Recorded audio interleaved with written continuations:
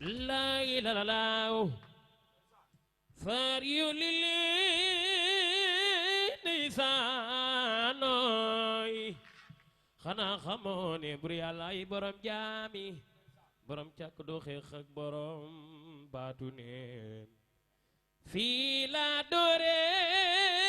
sama waaji xanaa xamoo ne fii la daanaani jaar te fi ku fi jaar yàlla teg na loxo waaw waaw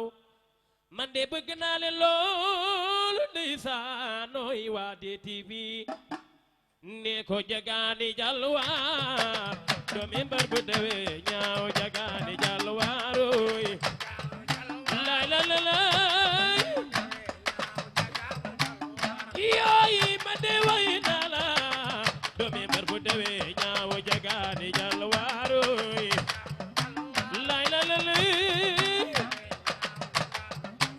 yooyi lay la la lay ma de way naa la way la maa ko mun yooyi ne leen doomi garmi gaay jagaani jalwaar doomi mbar bu dewe ñaaw jagaani jalwaaroy lay la la lay yooyi na loxoy daje waa DTV yéena xew si jamono yooyu li la yàlla dogal ana ina jaay bokkum dayu Xadi Kayre ana Mati Gay nago gay mooy samay Xadi Kayre de lay bégal yooyu yaayu mami kinne yooyu fag warul maam yooyu salum salum lay jagaani jalwaar doomi mbar bu dewe ñaawa jagaani jalwaaroy lay la la lay waay ay waay ana madame Sarr chéri Musi Sarr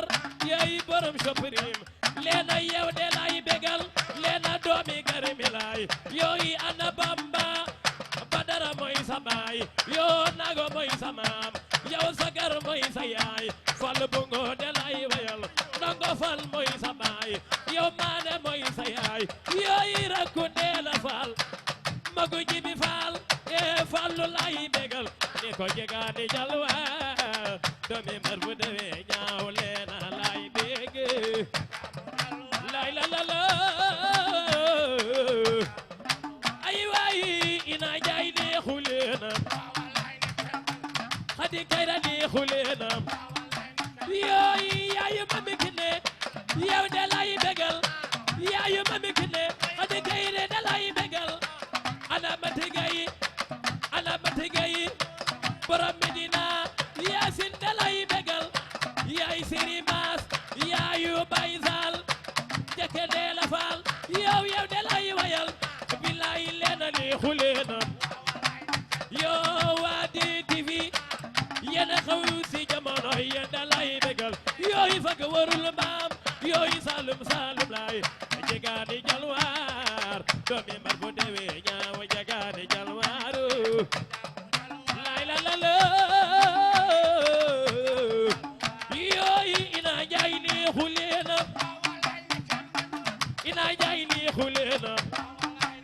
ina Xadi Kayre takk na Sénégal yow la may njëkke neena bu si amee doom yow la koy tudde ina Macky Sall ni takk na Sénégal yow la may njëkke neena bu si amee doom yow la koy ana ina jaay yow da lay bégal yooyu ana Jibi Tama yaay borom Mbuur yow de lay bégal mbokku nday Baay Tama yooyu ina yooyu lay la la la yow de lay bégal doomi garmi lay ina jaay neexu leena yooyu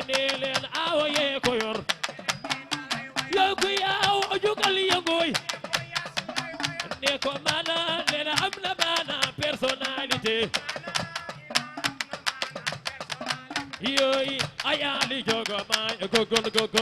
yoyi lay la la lay fago warul maam kuy awo jugal yëngu nee leen awo yee ko yor yo nee leen awo yee ko yor yoyi ana xadi kayre fago warul maam ana mati gay yow de lay wayal wol ma madame Sarr ana madi jaay chéri Cheikh Diop yow de lay wayal jagaani jalwaar doomi mar bu dewe ñaawa jagaani jalwaar lay la la la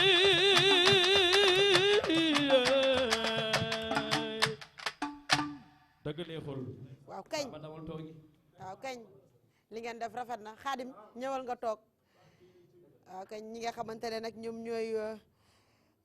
waaye groupe sant yàlla bongo ñoom nag tey ñoo ñu gunge ci seen émission toi-même tu sais salaamaaleykum mbokk téléspectateurs yi dal leen ak jàmm ci seen émission comme ni ñu koy amalee saay su nekk joindre l'utile à l'agréable tey nag bongomaan yi lañ fi teewlu ñoom nag ñoo ñuy gunge émission bi yëpp ñoom tijji li nga xamante ne ñoo di toi-même tu sais juste pour vous dire que ni mbégte la ñuy am ak contentement à chaque fois di leen servir yéen téléspectateurs yi rawatina ñi nga xamante ne ñoo nekk ci internet bi duñu suivre les internautes via Facebook DTV waaye itamit YouTube DTV wala ñi nga xamante ne ñoo jàpp seen canal 12 bu TNT mbégte daal la ñu amuñu seen fay ginnaaw boobu ba léegi nag yéen a ñuy gunge ci suñu ay programme toi-même tu sais comme ni ñu koy defee saa su nekk du lundi au vendredi dinañ waxtaanee ci lépp li nga xamante ne moo jëm ci wàllum actualité actualité du net actualité politique et sociale actualité sportive actualité culturelle waaye itamit dinañu waxtaanee lépp li nga xamante ne moo jëm ci wàllum aada ak cosaan parce que bu ñu nee aadam cosaan bongo moom alaaji bongo ci aada Sénégal la bokk de. si ndax lekkat la ñu jël di ko jël. def ko instrument bu bees. effectivement bokkul ak sabar yeex nënd yi. c'est que sax dañ ko moderniser léegi pratiquement bi ñu ko moderniser tamit dañ ci def suñu ndabu cosaan yi. muy lekk parce que pratiquement benn kees la daan doon kees bi bant la daan doon quoi kees boo xam ne dafay jël benn forme 60 centimètres sur 40 centimètres ñu jël ay laamu siameto dagg ko jël ay affaire téye ko mu am base am kii comme noonu. mais nag de fur et à mesure ñu dem booy xam nga dañu aay dañ ko moderniser. puis ba pare jël sunu ndabu cosaan yi. def ko ci xam nga leket tey boo ko waxee ci Sénégal rek ñëpp dañu xam leket li mu wund. donc ñu di ko def d'une manière boo xam ni ko xool xam ni lii aar la. dëgg la voilà. am na solo dinañ ci xuus ci biir waxtaan bi tey nag balaa ñu dugg ci li nga xamante ne moo di actualité du net dañuy jël Aïda Mbène di journaliste fii ci DTV ma nga foofa ca rond point Sam ginnaaw yi nga xamante ne nag ay flyers jotoon nañ ci jàpp ay nit bañ ko doon distribuer ba tey loolu noonu des ci li nga xamante ne mooy wàllum actualité bi Aïda Mbène la ñuy laaj la fa xew foofu noonu ca rond point Sam Aïda Mbène ñu ngi lay nuyu allo. ñu ngi lay fay bu baax Léna waaw Léna. Aïda tey gis nañu yaa ngi foofu noonu rond point Sam doo ñu wax rek lan moo fa xew li leen fa yóbbu ak fu mbir yi toll. waaw actuellement ñii ñu ngi nekk rond point Sam comme ni nga ko waxee parce que sànq ñi nga xamante ni waa ñoo lànk ñoo bañ dañoo ñëwoon fii si nga xamante ni moom mooy ci bërëb bi rek di fi def ay distribution flyers comme niñ ko xamee nag ni ki samedi bi weesu nag dañ ko defoon ñu jàpp ci ñenn ci ñi nga xamante ni ñoo bokkee ci ñoom ñu nekkoon fukk ak juróom bokkoon ci caat bu yanamar ñu ak ki nga xamante ni moom mooy Ousmane Wade waaye nag tey jii ñu ñëwaat fii ginnaaw bañ leen nag bàyyee ñu ne lu ni mel dañ koy delloo maanaam daal lan leen tere woon la ñuy def ngir sensibiliser ñi nga xamante ni ñoom ñooy askan wi ci li nga xamante ni moom moo jëm ci yokkute courant bi boobee tey nag ñu jot cee amal ay marché yu ne tey jii nag ñu ñëw fii rond point Sam bañ fi ñëwee nag fekk nañ fi dispositif sécuritaire bu am solo ndax dafa feesoon dell ak ay gendarme nga xamante ni nag dañu ñëwoon sécuriser fi nga xamante ni moom mooy alentour bi ba nga xamante ni ay 16 heures jot na nag la ñi nga xamante ni ñoom ñoo lànk ñoo bañ daal di nag ñëwee fu nekk indi seen i flyers di ko distribuer ñu ngi commencé woon fi nga xamante ni sax mooy cëcci leen ki nga xamante ni moom mooy kilifa ma nga fa woon ak ki nga xamante ni moom mooy Ousmane Wade jamono ji nga xamante ni sax ñu ngi dugg ci biir marché bi di nga wax ak ñi nga xamante ni ñoom ñooy jaaykat yi lañu rek laaj ci jàppee ñi nga xamante ni ñoom mooy kilifa ak kii di Ousmane Wade patamee leen daal leen dugal ci biir oto yi ñi nga xamante ni ñoom ñooy presse bi yëpp a ngi fi woon ñu leen di tere nag li nga xamante ni moom mooy distribution yooyu nga xamante ni moom mooy ay flyer di ay këyit yoo xamante ni dañ cee bind rek ne ñoo lànk ñoo bañ li nga xamante ni moom mooy courant bi kenn du ko yokku yóbbu nañ leen presse bi tamit topp nañ leen askan wi yëpp riir itam topp ci ñoom askan wi nag ñuy fàttali ni ñu ngi doon jàppale ñi nga xamante ni ñoom ñooy waa ñoo lànk ñoo bañ ci seen xeex bi li nga xamante ni nag mooy arrestation boobu lee yàggul ñun ba ñu àndeek ñoom ba ñëw fii waat ci rond point Sam lañ tasewaat ak kilifa ak ki nga xamante ni moom mooy Ousmane Wade ñu ne nag dinañ leen a bàyyi leena parce que nag ci lu ñu jotandi ci kilifa rek moom mooy commissaire bi lañ mujjee dajeel mu ne leen kat li ngeen di def mun ngeen koo nag daal di amal waaye liñ leen di tere moom mooy ay rassemblement maanaam nit ñi wër leen ndax dañuy bañ rek li nga xamante ni moom mooy xew ci place de la nation mu xew fi moo waral ñu mujj leen bàyyi par la suite nag ci rond point Sam fii la ñu mujjee nag distribuer flyers yooyu yëpp nag conscientiser ni nga xamante ni ñoom ñooy askan wi ci mbirum cherté courant bi ñu amal ko nag te amul benn problème leena lii moo fi xewoon tey jii ci fi nga xamante ni moom mooy rond point Sam bi. ñu ngi lay jaajëfal Aïda Mbène bu ci xibaar ruusee rek nga def ñu si ñu daal di ci rek addu merci beaucoup kooku di Aïda Mbène mu ñu teewal nag foofu noonu ca rond point Sam ginnaaw bi nga xamante ne waa ñoo lànk ñoo bañ dañoo amal seen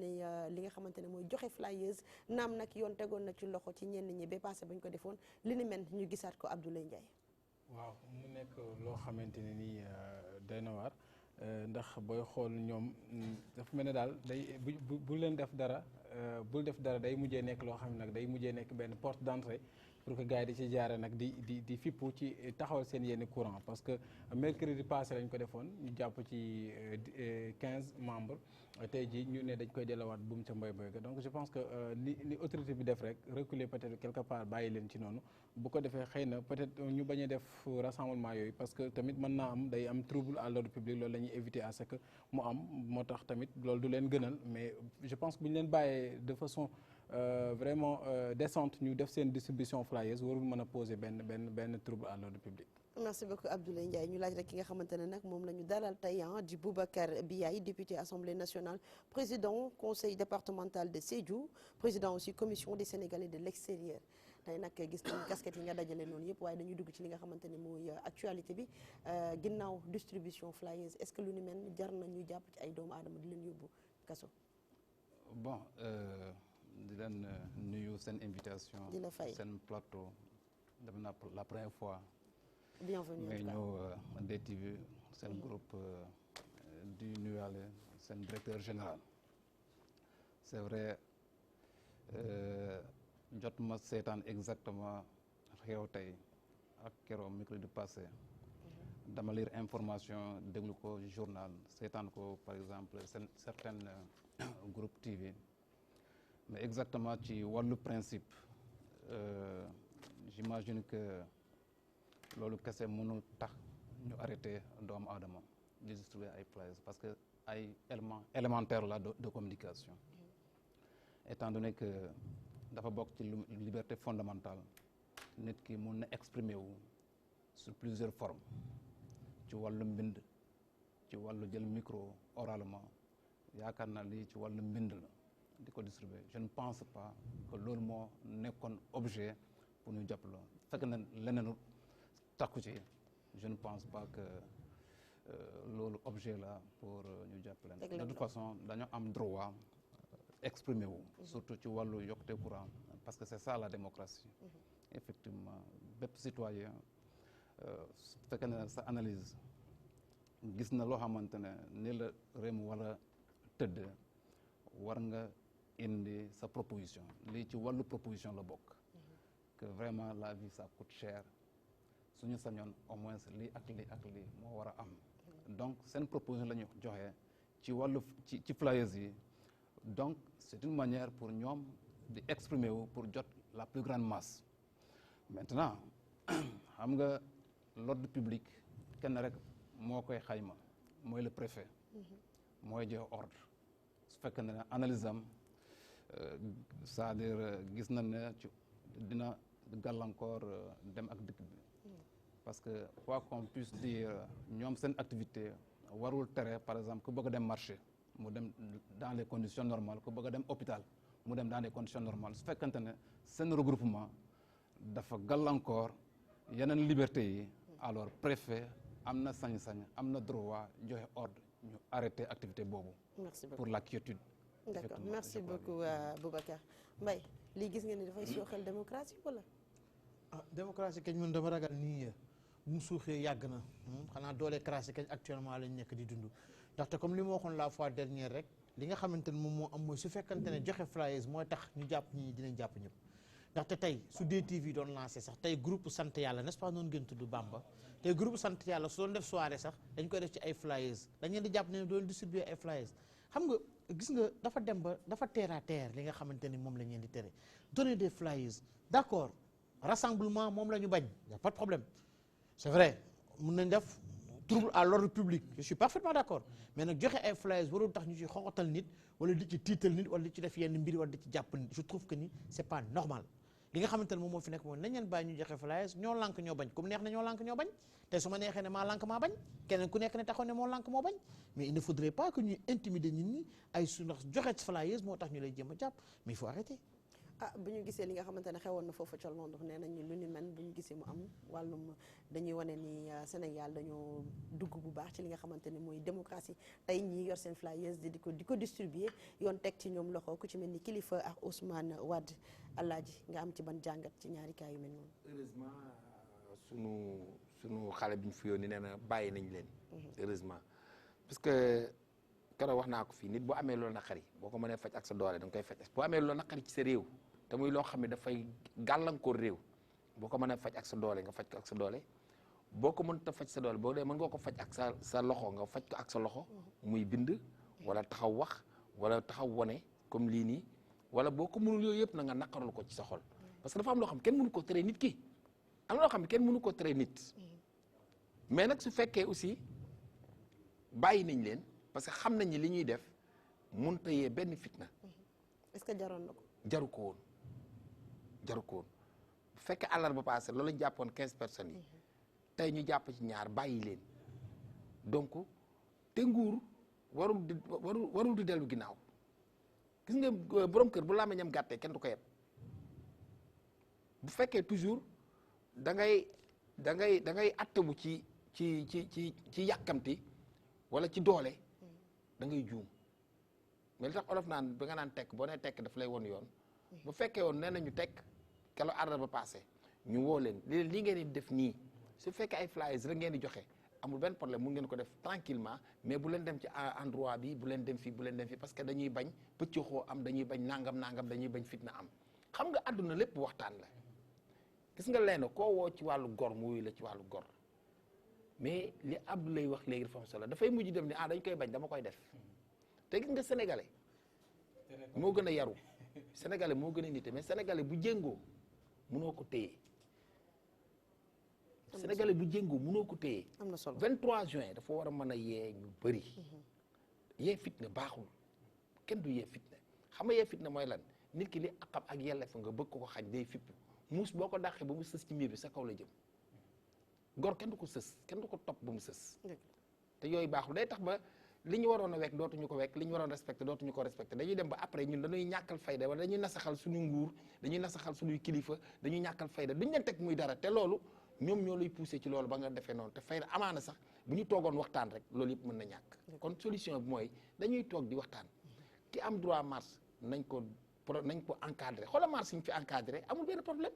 mais yi ñu fi tere rek moo am problème lii tam ay joxe ay flyers benn problème gisuma ci benn inconvénient gisuma ko ci quoi nañ leen bàyyi joxe seen flyers ñoo lànk ñoo bañ boo ko joxul fële it boo taxawee ci télé bi da nga ne maa lànk maa bañ mais boo toogee si biir kër da nga ne maa lànk maa bañ amul problème quoi. mu nekk loolu li nga xamante ne mu di gis-gis Alaaji Sall Bigué Khadim nga am ci tey ban gis-gis rawatina yéen ngeen nekk ay artistes yu ndaw ci distribuer flyers di ci ñaxtu di ci wax li nga xamante ne moo la naqare yokkute courant bi ak yu ni mel ba ñu jël la ci jàpp la bàyyiwaat nga am ci ban jàngat. waaw maa ngi nuyu ñu toog ci plateau ñu ngi lay fay di kontaane émission bi tamit parce que vraiment sunu papa Sall Bigué ñun ñu nekk ay ndaw di yëngu ci aar mais xam naa ne sama wax du ciy bari ndax bu doon aar daal ma gën cee mën a wax waaye loolu daal lenn rek laa ci wax loo xam ni mënul ñàkk muy comme ñoom ndeysaan xam na ndax borom kër moo xam li muy daj ci këram kon bu ñu demee ba santi na courant bi métti na bëgg ci di fay location di fay jàngu xale yi di xam nga di joxe dépense day métti te dégg naa ñu ne ñoom ñi ci état duñ fay courant duñ fay ndox kon li naan ñàqu baadoo la mooy siim cerey buur loolu laa gis ci affaire bi daal mais ku mu neex li Papa Sall bi nga wax rek ku mu neex sax nga toog fa nga tëdd na maa bañ. waaw. merci beaucoup Khadim. man dama bëgg a yokk ci situation bi. non c'était juste une parenthèse on a fait da nga amoon loo ci doon. c'est ça parce que dafa ne ay doo fay conseils ndox kese lay foofu joxe. ay conseils kese lay joxe. ok vas-y. c'est vrai que c'est des activités normales. constitution nangu na ko mais c'est que suñu réew dafa nekk ci situation de vigilance. avec la nouvelle situation sénégalaise boo xamante ne pays bu puissant lay doon donc ay esprit mal intentionné parce que xam nga activité balaa nga koy def il faut nga informer kilifa gi fii préfet pour mu aar sa sécurité pour mu encadrer parce que mun nga joxe sa flyers keneen de mal intentionné mun na nekk un étranger parce que bari nañu ay étranger yu nekk Sénégal ñëw rax ci mbir mi def leneen loo xamante ne ce n'est pas ça l'objectif détourner seen objectif donc état mun na jàpp ñooñu pour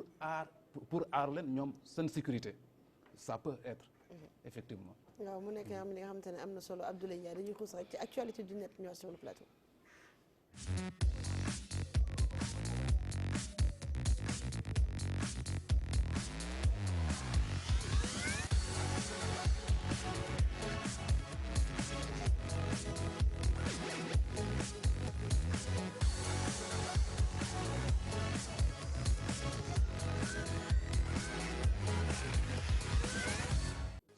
ba tey ci seen émission toi-même tu sais tey nag li ñuy indi ci actualité du net Alaaji di nga ci gën a mën a wax bu baax ndax kuréel gi nga xamante ne mu ëmb magistrat yi fii ci Sénégal ñu ngi yemalewaat kii di Seydi Gassama ci lu jëm ci wàllum légalisation du chanvre indien. noonu la amee dafa am kuréel bi ñuy wax union des magistrats bi nga xam ne mi ngi am ci njiitalu Souleymane Teliko ñoom nag ginnaaw bi nga xam ne Seydi Gassama yëkkati na kàddu yu ni mel barki Dembo Ndiaye soxal wàllum ñu gën a nag yoonal une légalisation maanaam may sañ-sañ ci jëfandikoo lii di xeetu sinébar boobee yàmbaa ji loolee nag mu mel ne moom nekk njiitalu Amnesty International boobaak léegi nag nekk loo xamante ni ñu bëri waxuñ ci waaye fi mu nekk ni ci la rek Union des magistrats du Sénégal UMS daal di yëkkati seen kàddu nag ne moom kàddum yooyu nag dafa doy waar te mën naa indi musibam naaru laay ci société bi ñu nekk ci penc mi waral nag ñoom ñu naqalu ko ba fa naqaloon jàpp ne nag daañ ci ñoom xar seen tànk tubéy ba wax ju ni mel daal ñu mën a xool naka la ñu mën a def rek ba daal di koy jéema rek faagaagal wala ñu fànq ko. li jëm ci li nga xamante ne mooy wàllum légalisation sinébar boobu di yamba Boubacar nga am ci ban gis-gis. waaw Seydi Gassama daanaka cannabis xam nga cannabis il s'agit du cannabis du bépp xeetu yamba cannabis la wax te cannabis dafa am fii suñu réew ay gox fu ñu koy béy loolu c'est très important deuxièmement lu ñu def constat ñun parlementaires yi société suñu kaso ay surpeuplement donc il est démontré plus de 50% ñi fa nekk daanaka yamba moo leen fa yóbbee cannabis bi te je ne pense pas que lu tax ñu jàpp ñu bëri nekkul ay quelques grammes la loolu mënul tax ñu denc nañ pendant 2 ans duñ la attee et cetera loolu lu anormal la de 35 tey débat la suñu réew nan la ñu war a def pour que ñu mën a dépeupler prison yi il faut obligatoirement passer par l'abrogation de la loi Latif Gueye koo xamante ne député la woon. Latif Gueye député la woon pour que képp koo xam ne jàpp nañ yaa ngi même 1 gramme de yamba ñu tëj la loolu c'est anormal donc ay jeunesse yu bëri ñoo xamante ne mënoon nañu rectifier wu seen adduna nekk keneen kilifa mais malheureusement plus de 5 ans plus de 6 ans kenn jugé wu leen ñu ngi foofu ci kaso bi seen adduna du yàqu loolu ay problématique loo xamante ne war nañ ko analyser trouver ci solution maintenant proposition Seydou Gassama d'une part mun na am raison suñu considérer ñoo xamante ne c'est des victimes expiatoires du ñoom ñooy vrai responsable ci wàllu situation bi mais d'autre part ça pourrait être un danger dans la société suñu ko bàyyee ku nekk di bay baax ci kër effectivement donc dafa am ñaar extrêmes yooyu. merci beaucoup Boubacar Mbaye Sène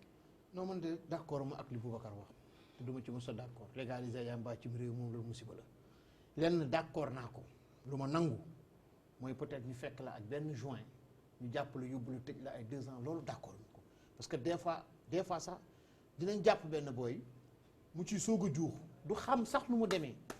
wala par exemple ñu fekkandoo la ñu toog ñu kenn di ko ci dox ñooñu ñu nekk fa ñu yëpp la ñu yóbbuwaale loolu gis nañ ko gisati ko parce que nag yàgg nañoo dem di defal ay intervention sunu ay jeunes frères yaa ngi dégg lu ma d'accord lu kañ mooy ñu fekk la benn juin tëj la benn 4 ans 5 ans mais ki koy jaay yore ci quantité bu bari honnêtement loolu moom c'est un délit waaw parce que loolu mooy yaa ngi yàq société parce que ñu ci bëri tamit chanvre indien bi tax na ñu am feebaru xel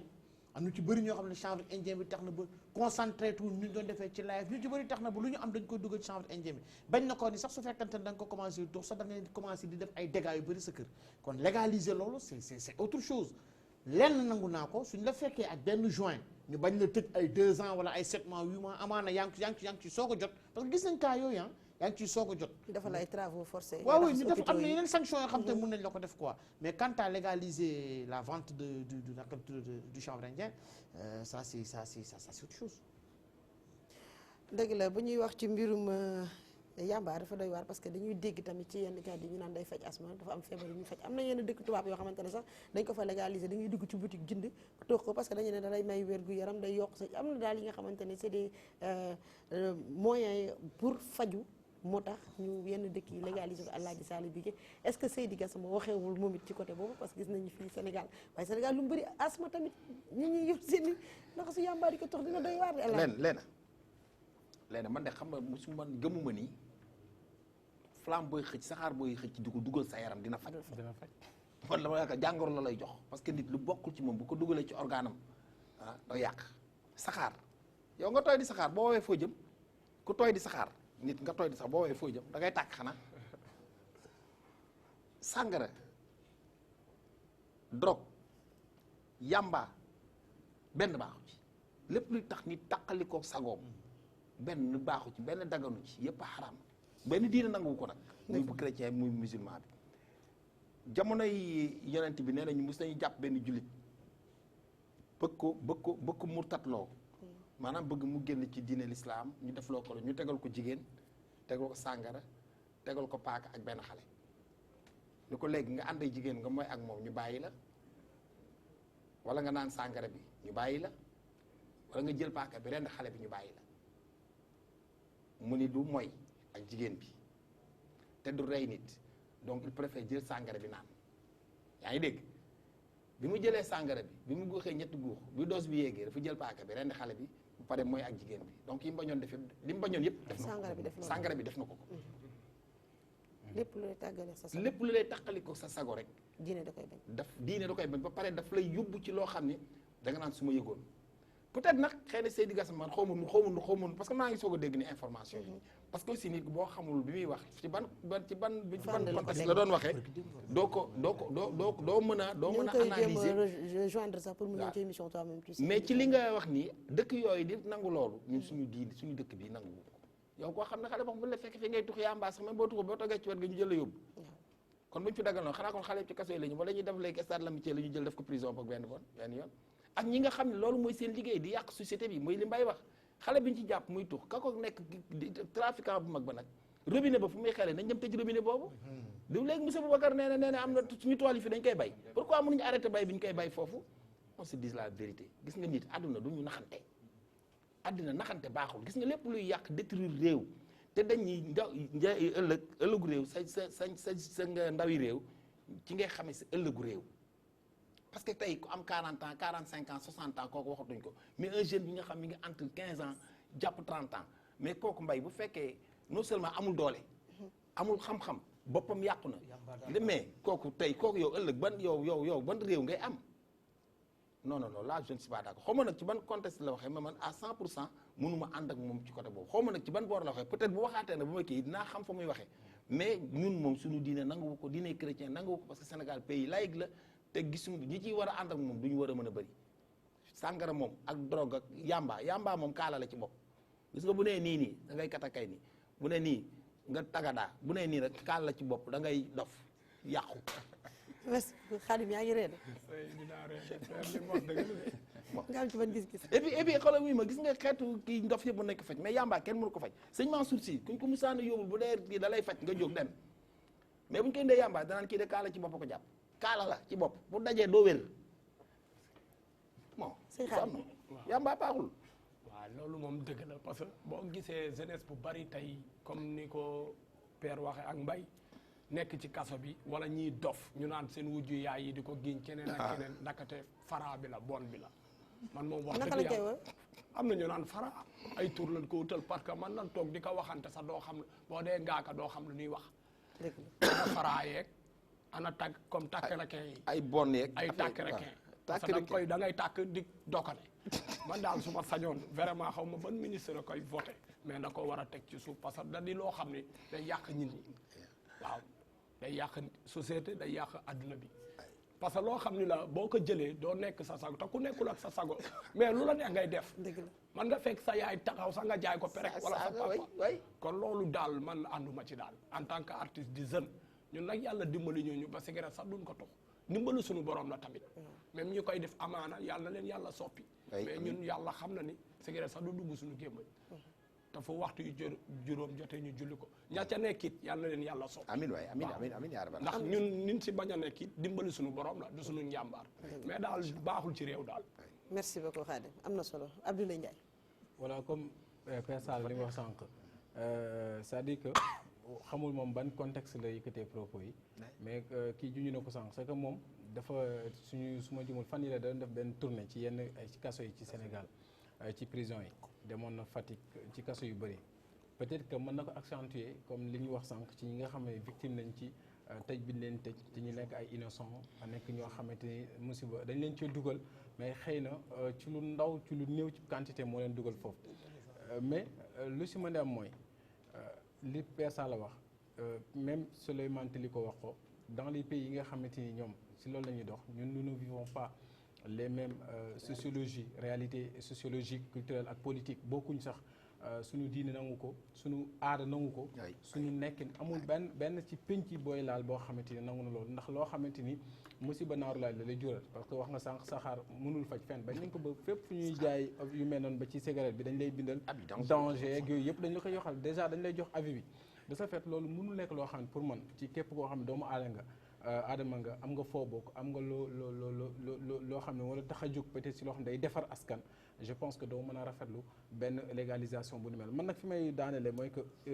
bëri na trop fan yi lu ñu jug di wax ay légalisation nañu nangam chaque jour ñu génne benn terme bu bees pour man war nañu xoolaat penc mi bu baax a baax bëri na lu bëri lu ci jaxasoo loo xamante ni xëy na bu ñu ko toppee dinañu yóbbee foo xam ne musiba rek la ñuy jural surtout lu cas yu mel nii te Amnesty International ku ne xam ne kuréel la boo xam ne ci wàllum droit de l'homme day xeex gis nañ fi seen taxawaay ci yu bëree bëri yoo xam ne ñu ngi koy def nit ñi duñ ko rafetlu pour man daal ñoom même seen kuréel gi sax war nañoo xoolaat seen taxawaay parce que léeg sax ñu rey nit ñu taxaw fee li Oustaz Makhtar Sa doon wax benn jour ci conférence ne xanaa ki ñu rey moom du l'homme bu ñu reyee nit ñu c'est-à-dire que y a des zones d'ombre yoo xam ne xaw ma ñoom seen combat ci ban contexte ak ci ban logique lañ ko jëmale. Abdoulaye lenn nga baal ma de est-ce que affaire bi du dara dañu nekk ay kuréel yoo xam ni dafa am ñu leen di financé bitim réew bëgg leen a jox ay jikko yoo xam ni ñu bëgg ko pikir nit ñi la gis nga droit de l'enfant léegi tax na ñi jaay ñi may tudd dóor jarbaat te bu njëkk ba dañ naan ko amul nijaay ci mbedd ngay déggee. te ñoom ñëpp ñoo ko fi indi te ñoo ko fi indi. ñoo ko fi indi de. da ngay bokk sa sœur ndey ak baay doomam nekk fi naka su dul noonu yow mi nijaayam nga ñëw ni ko bul defati lii yaayam porté la plainte boo demee dañ lay tëj ba damm ci caabi ji ëllëg boo gisee si jarbaat bu tux yàmbaa doo ko tere. ana société sénégalaise bi ñu amoon les valeurs amatu ko dañu wax ko amul nijaay mbedd ngay dégg léegi yow nga dem ba sa sœur boobu doomam yow nga war ko corriger nga xam ne tey ji bu ko papam génne woon tey sa kër la war a ñëw nga fat ko ah yow jarbaat boobu amoo ci moom droit de l'enfant benn droit de la femme yow sa jabar am na nu muy demee France tey ji ba fooy takkay jabar boo jotee ak moom yow ko góor ki yow yaay génn kër gi fii loolu du suñuy valeur fii léegi jigéen joo fi joteel bu la sosalee sax yóbbu la police boo xefee ñu tëj la léegi nag ñu bëgg indi affaire góor jigéen jëm nañ ko fi instauré dugal ko fi ñun ñoo lànk ñoo bañ ñu bëgg a jëlaat encore affaire yamba dugal ko fi ñun ay père de famille la ñoom ay doom dañuy war a wax ci kaw gis nga yii nii seen intérêt personnel la xaalis bi ñu am di ko dugal seen poche moo tax ñu bëgg a sonal nit ñi. merci beaucoup nañu bàyyi suñuy valeur ñu yar ñu comme ni ñu yare suñu ñu yore woon. merci beaucoup Alaaji waaye dañuy bu ñu sonal nit gisee ñi ci waay. atum 2019 bi li nga quand même. li nga xamante ne jot na fi am ci saison jëm ci wàllum cinéma rawatina ci chanvre indien gis nañu mbay seen bëri na loolu waaye itamit duñ ci yem ndax bu ñuy jàpp noonu dañuy jàppale ak xaalis yu takku yooyu noonu fan lay mujj ak fu mu nekk est-ce que nekkul ci loolu Seydou Gassama basé wu na ci pour wax lu ni mel.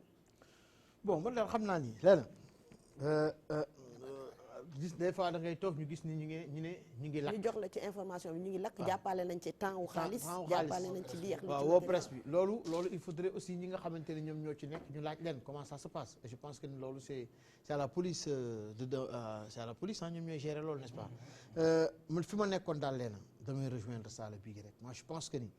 il est vraiment temps qu'on arrête de nous parler de ay droits de l'homme ay nangam ak sangam gis nga le procès de la dame d'hier là bi nga xamante ne moom la ñu rey waa ji ñu koy tëj perpète kooku kan moo perte ñu waaj femme bi moo perte ak seen waa kër te suñ defoon tey ku rey ñu rey la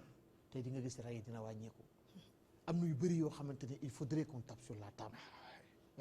Sala li mu wax vérité bu kenn mënut a dindi la il faudrait que ñu instaurer li fi newoon te bañ a dindi li fi newoon li fi bëgg a teg lu bees lu ko may rek sunu xale yi dinañ sànku. d'accord am na solo merci beaucoup notre international ci noonu rek la ñuy xuusee dugg ci li nga xamante ne mu di actualité politique et sociale ànd ci Abdoulaye Ndiaye.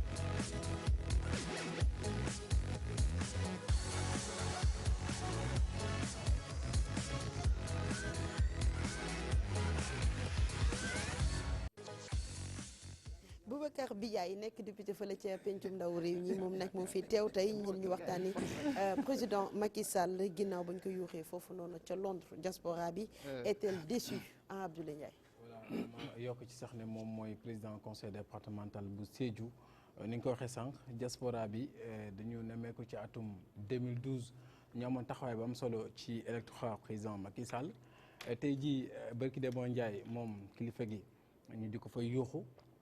te du fa gulet sotti woon nañ ko fi fariñ ci France nga xamante ni fa la njëkk sax amalee campagne am ci élection 2012 mais pré-électorale en 2009 amoon faraw gàddu gu am solo tey jii ndaxtu diaspora bi ñoom dañoo mujj rek am gàcce ci président de la République. bon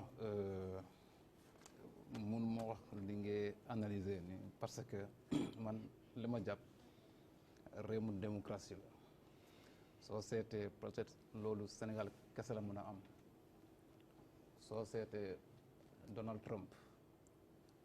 suñu defee comparaison diggante ñaari président yi suñu président Macky Sall ak Donald Trump au moins Macky Sall la ñuy jël parce que Donald Trump moom du exemple mais musoo dégg c'est un trompeur. c'est un trompeur mais musoo dégg mu déplacé wu américain yi yuuxu ko musul am loolu daanaka Sénégal kese ngay gis loolu. donc loolu moo lay non won mais gisoon nañ ko France Sarkozy tamit yoo xam ne mu dem. ñu sotti ko bul ne Sénégal rek. effectivement donc sotti ko ndox xam nga effectivement. sànni ko dàll am na président américain bu ñu sànni ko dàll. effectivement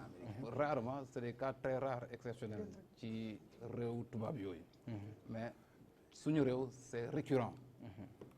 li Macky Sall di dund tey Abdoulaye Wade dundoon na ko. Abdou Diouf tamit dundoon na ko. bon man fekkee ma jamono Senghor je sais pas mais ñetti présidents yi. vraiment jaar nañu si. loolu suñu démocratie la ñu war a saluer Mbayang Camara parce que li ma lire tey l'observateur parce que l'observateur da nga koy interroger ci wàllu ci situation bi li ma lire d'après moom commentaire bu mu def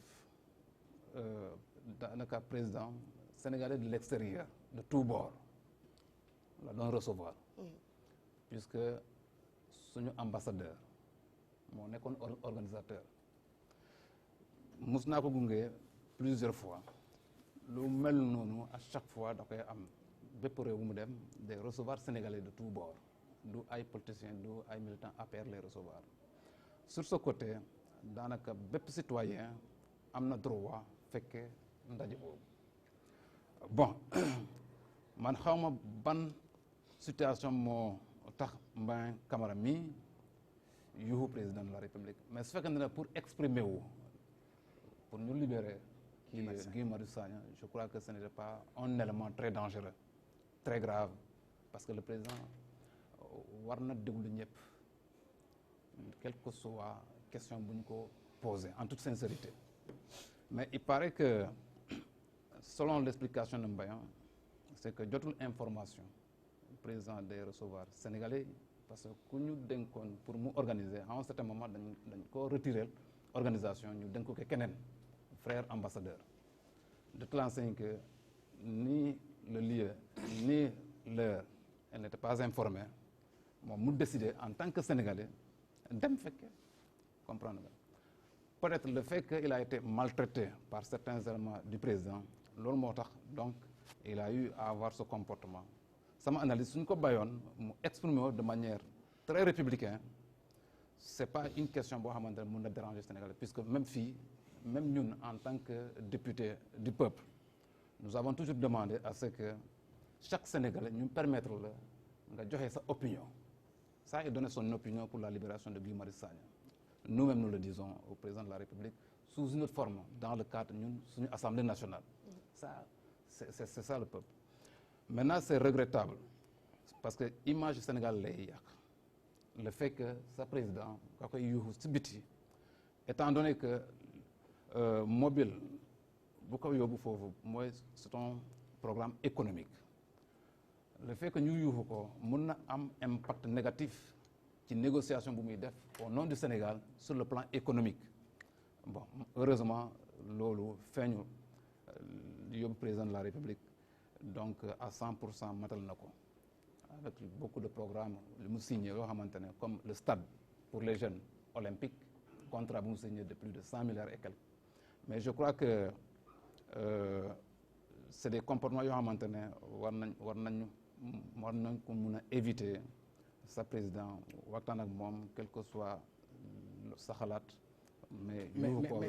honorable bu fekkente ne tey wax nga ko sànq communication boobu noonu maanaam problème communication maanaam am nañu jafe-jafe mën a exprimer wu maanaam génne di nekk si ñoom bu fekkee dañ ko xañ fii ci biir réew mi tey est-ce que du foofu lañ gis ne mooy cadre idéal bi gën a mën a tax ñu mën ñoom ñu mën a addu si seen i soxla ndax booy xool foofu ci Angleterre moom dañ ko dàq génne ko salle mais kenn mu ko tabassé kenn dóoru ko moom déjà brisé na le silence donc de ce fait est-ce que du ñoom loolu dañuy jàpp ne réew yooyu ñu nekk bañ na ko ba wax ko sañu ñoom ñu def fa loolu ñu xañ leen seen ak seen yelf est-ce que nekkul ne liberté d'expression boobu moom nañ leen xañ fii ci réew mi ba tax foofu lañ gën a gis ne cadre idéal la pour que ñu mën a exprimer ak problème communication boobu nga xam ne am na ci parce que organisation bi est-ce que du woon rek dañu waroon a boole ñëpp est-ce que du ay partisans APR rek la ñu jël ñoom jox leen mbir yi ñu yamale ko seen biir ngir mu dalal leen est-ce que du sax ay militants kese la dalal. non c'est-à-dire le président buy déplacé wul du militant APR lay recevoir daanaka sénégalais yëpp lay recevoir parce que mos naa ko gunge plusieurs fois ndaje boo xamante ne seen ambassadeur teew na loolu du rencontre politique. donc c'est républicain normalement ko bëgg a jël parole bëgg a wax ci wàllu réew mi au moins on doit te laisser wax de manière insidieuse parce que c'est ça la république il reste au président joxe tontu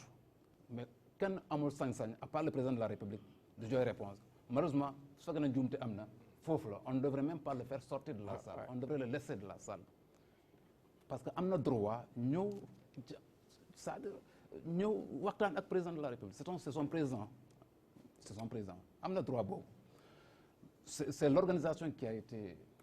mal faite en toute sincérité parce que notre constitution demande à ce que chaque citoyen puisse être mis dans des conditions normales de vie suñu charte réew moo ko am na liberté wax lu ko ne mais dans la plus grande discipline et lu mu wax c'est pas quelque chose de mauvais libérer diw ça c'est la démocratie étant donné que ñun Sénégal ñoo décidé suñu réew démocrate lay doon ñu voté ko à l'unanimité presque en 2001 parce que constitution 2001 moo fi nekk. lu tax lu mel noonu ñu gis ko foofu noonu ca Londres libérer diw ci ay phrases ñi yor seen flyers nag ñu distribuer leen jël leen yóbbu leen ci prison bi te da ngaa wax exemple de démocratie. effectivement ça su fekkee ne dañ ko def de manière liberticide ça c'est à condamner quel que soit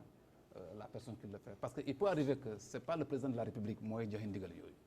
le président Macky Sall que je connais c'est un grand démocrate mais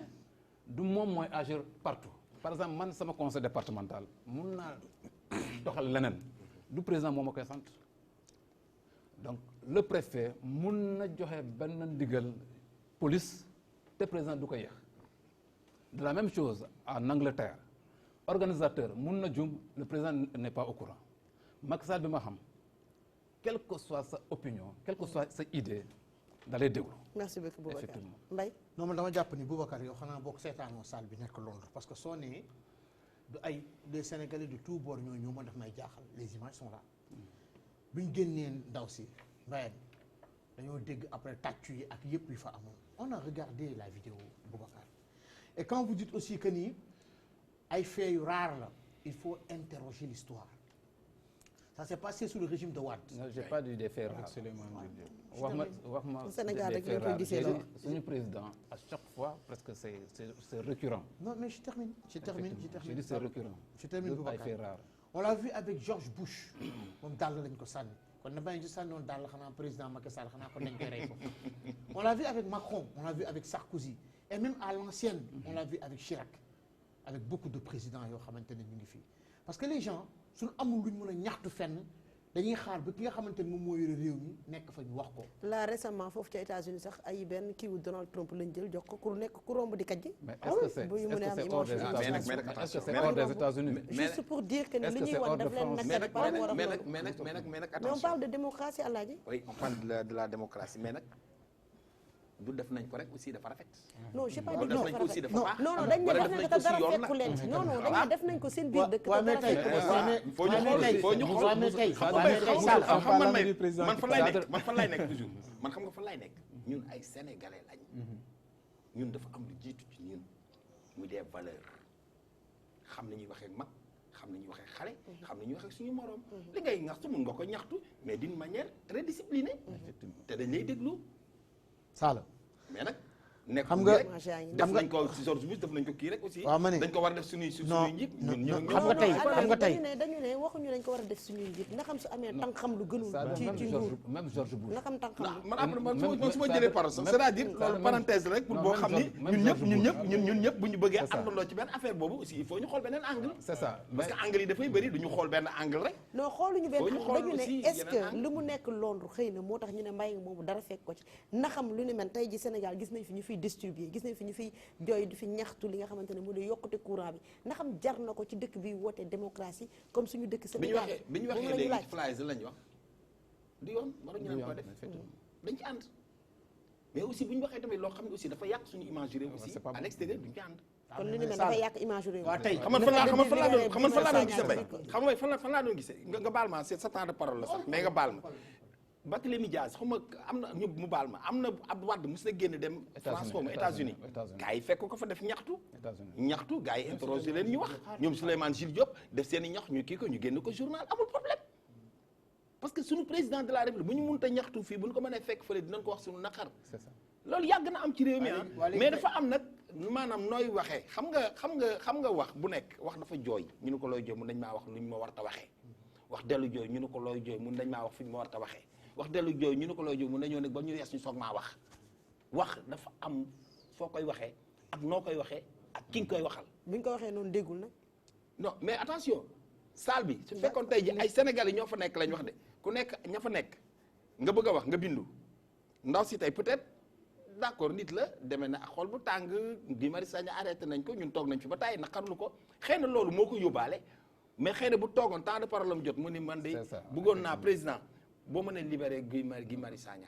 maanaam d'une manière très relax man je vois que foofu laay waxee quoi foofu laay waxee merci beaucoup Alaaji Mbaye fii le président de la République en tant que carte la ñu wax mu ne si le président Wade bëggul jóge fële palais dañuy dem jëli ci ko xam nga loolu dégg nañ ko fi génne ko waaw xam nga loolu génne nañ ko fi c'est le président actuel moom moo ko wax ñaar Souleymane Jules Diop mi defoon le président Abdoulaye Wade tey anamu chaque jour da doon génne ay cassette sax ay tey anamu tey mu ngi ci li nga xamante ne moom mooy le gouvernement kii daal bàyyi ni tey suñ jëlee ki nga xamante ne moom mooy Mbaye libéré Guy Marius Sagna mais c'est libéré Guy Marius Sagna bi mu gisee dañoo gis ne dafa am cassure foofu ci biir salle bi am na ñoo xam ne ñu ngi ko doon saaga on a vu que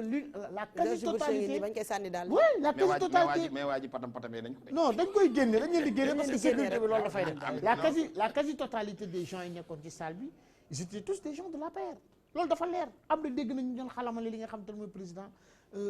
tooñ sa njiitu réew wala wax kàddu gu déplacé sa njiitu réew kenn rafetlu ko ak boor boo munti nekk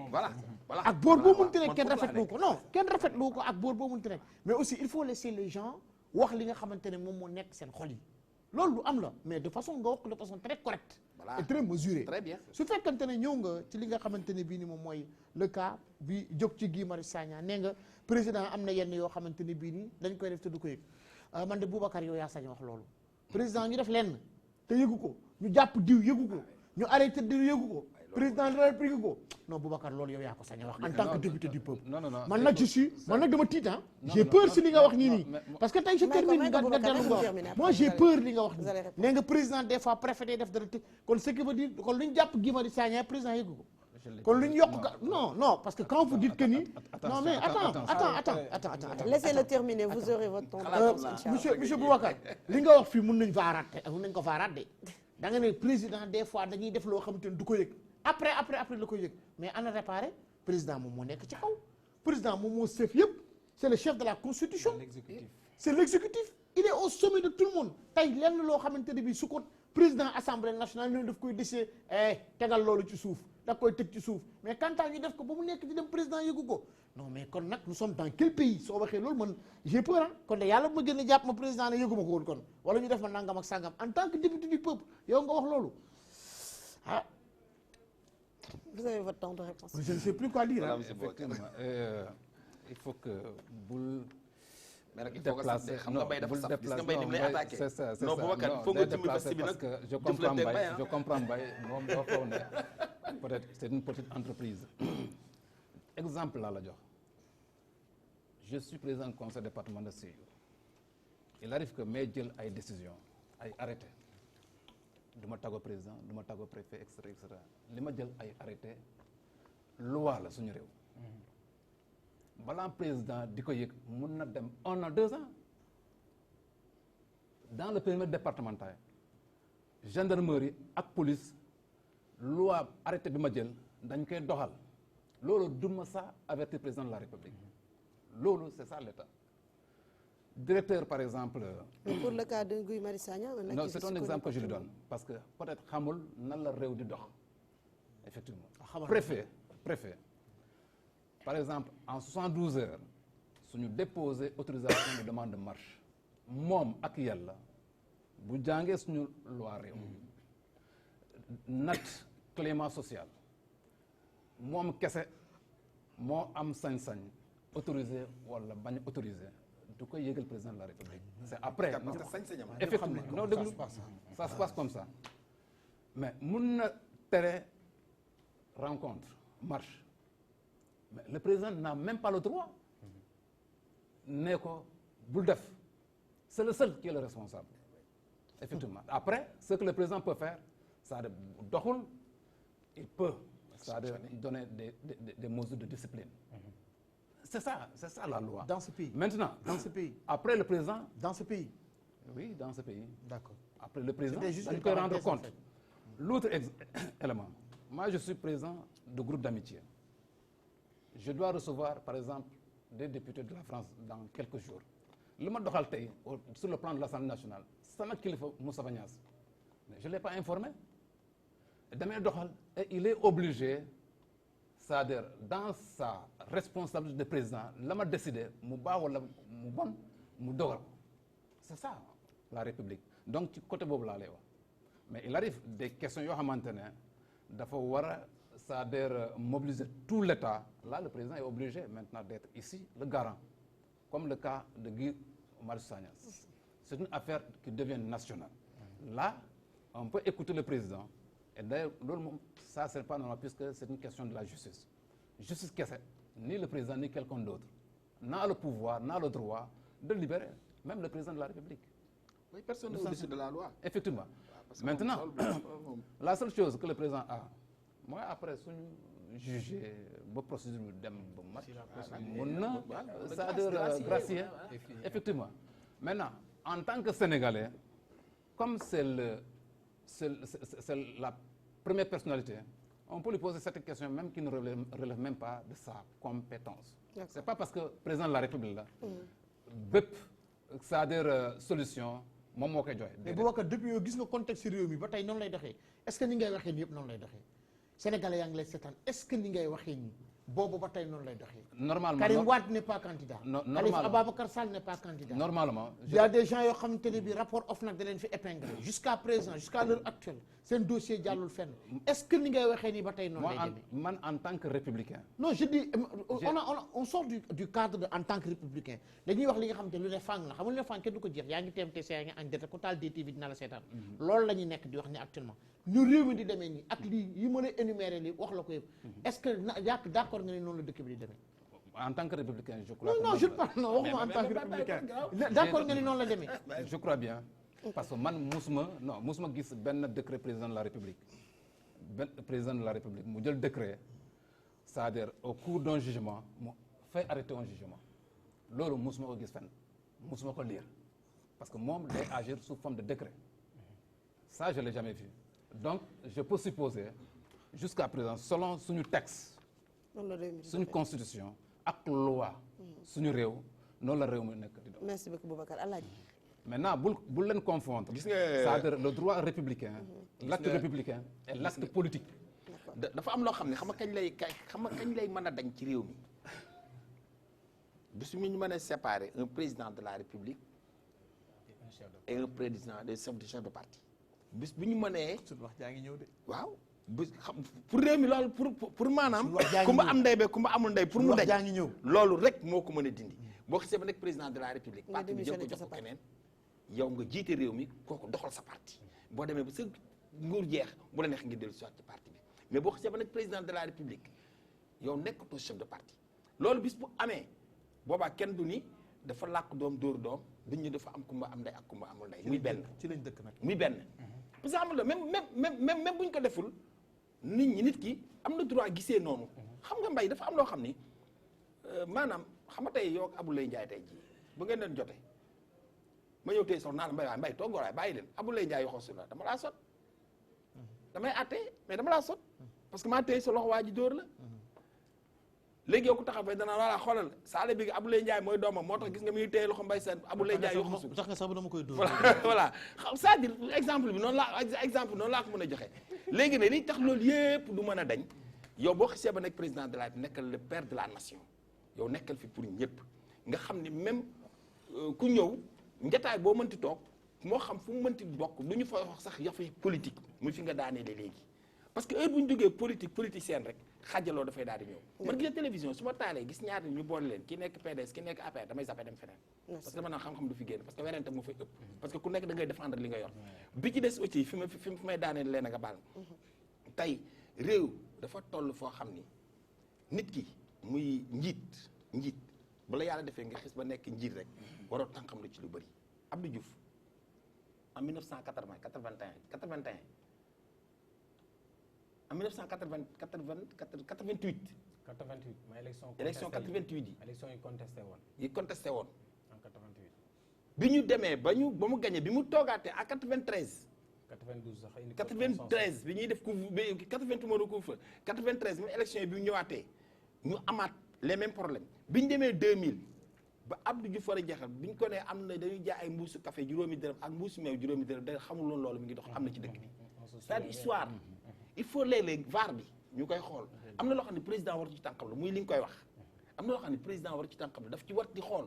tey jii mënuñu ni le cas de Guy Marius Sagna président xamee wax yëgu ko commencement ba fii mu toll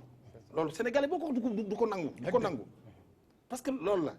dafa am loo xam ni njiitu réew kooku doomam la parce que doomu réewam la waru ko tànqamlu war na mën a gars yi kii kat jox leen ko akam ak minute bi ñu ko jàppee pale la ko yëg xam nga la et puis loolu grandeur la maanaam grandeur la boo xam da koy jox moom bi ci des tamit aussi ki nga xam yow yaay citoyen bi aussi nit ki li may wax toujours rek balaa ngaa laaj sa àq ak sa yelleef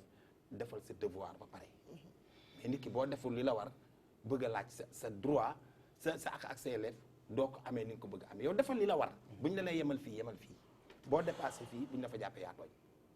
parce que réew dafa am nu muy doxee personne n'est au-dessus de la loi. merci beaucoup El Hadj. loolu il faut nit ñi aussi ñu xam ne aussi li nga moom ak li nga bokk ak li ñu la boole ak li si yoon nekkul. d'accord merci beaucoup El Hadj Abdoulaye balaa ñuy dugg ci yow rek ma am lu may laajte waat ñëwaat ci sujet bi la diaspora est-elle déçue nga nekk président commission des Sénégalais de l'extérieur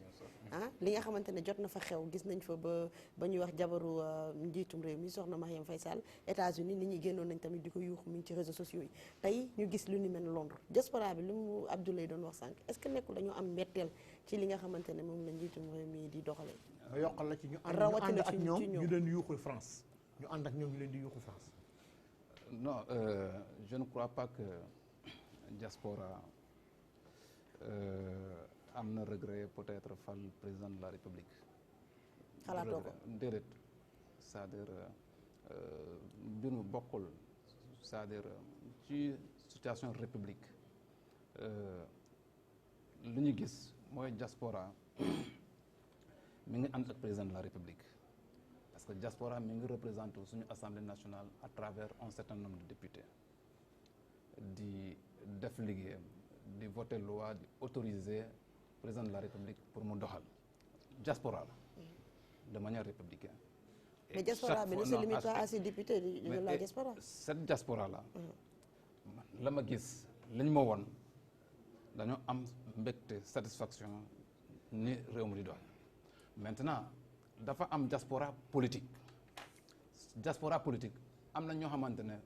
benn bokk yaakaar la ñu far am na ñoo xamante ne yeneen parti la ñu far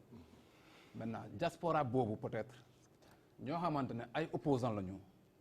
li ñu gis suñu réew waa PDS waa par exemple réew mi et cetera di yëkkati ay question de l'heure di waxtaan ak président de la République ci méthode marche ak yeneen comme li ñu gis tey ñoo xamante ne ñu ngi joxe ay flyers pour ñaan pour que le prix de l'électricité pour mu wàcc loolu la ñuy gis en Europe opposition moo am c'est-à-dire lu mu bëgg pour que réew mu nu muy doxee. xoolaaleel image yi diaspora bi ñu ngi nii de di wane seen. c'est ça ñooñu c'est ça parce que Mbayang Camara mii ngeen wax waa c'est-à-dire militant ci lu ñu aar la il était venu en tant que militant d'une plateforme qui revendique quelque chose donc sur le plan politique lu normal la. Boubacar Mbayang nga mujj. non Mbayang Camara. moo mujj. waaw je sais moo mujj même États-Unis waa opposition ñoo ñëw pour exprimer wu pour une démocratie dans le pays. Paris aussi. effectivement mais du diaspora républicain. du diaspora républicain donc il faut faire cette différence. kon ñooy fësal fu mu toll nii ci li président Macky Sall. xam nga Sala Bigué léegi ni dafa def benn analyse bu am maana pour ñu dissocier président chef de parti ak président de la République. amaana peut-être si le président de la République n'était pas le président de l'APR ou le président de Benno Bokk Yaakaar loolu duñ ko gis parce que opposition du ñëw c'est-à-dire manifester en ce moment c'est un président typique moo di bouger mais mun na am yeneen diaspora di xool président comme président de Benno Bokk Yaakaar ñooñu dañuy manifester contre un président de Benno Bokk Yaakaar peut-être c'est le cas peut-être de Mbayang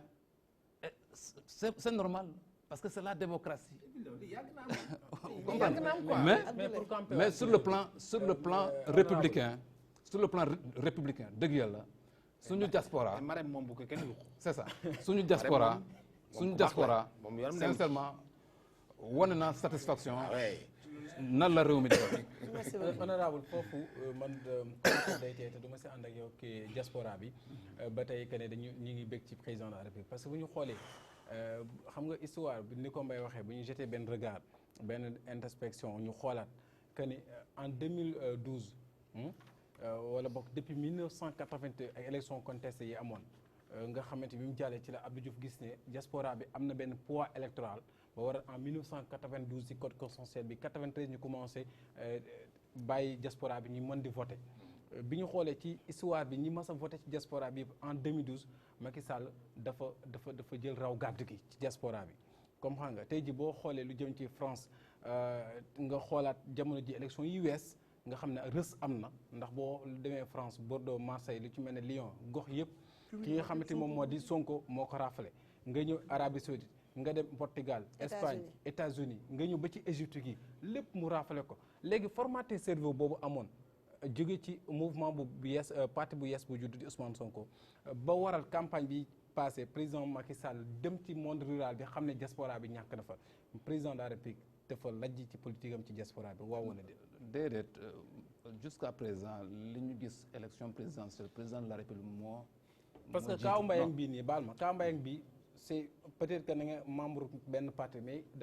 dañ ko prétexté mais dafa yàgg farine bi ñu ko doon sotti ay sénégalais ñoo bàyyi seen liggéey fa ñu doon toog ñëw taxaw di ñaxtu ñii sotti ko ndox ñii sotti ko farine ñii di kaas te du benn bi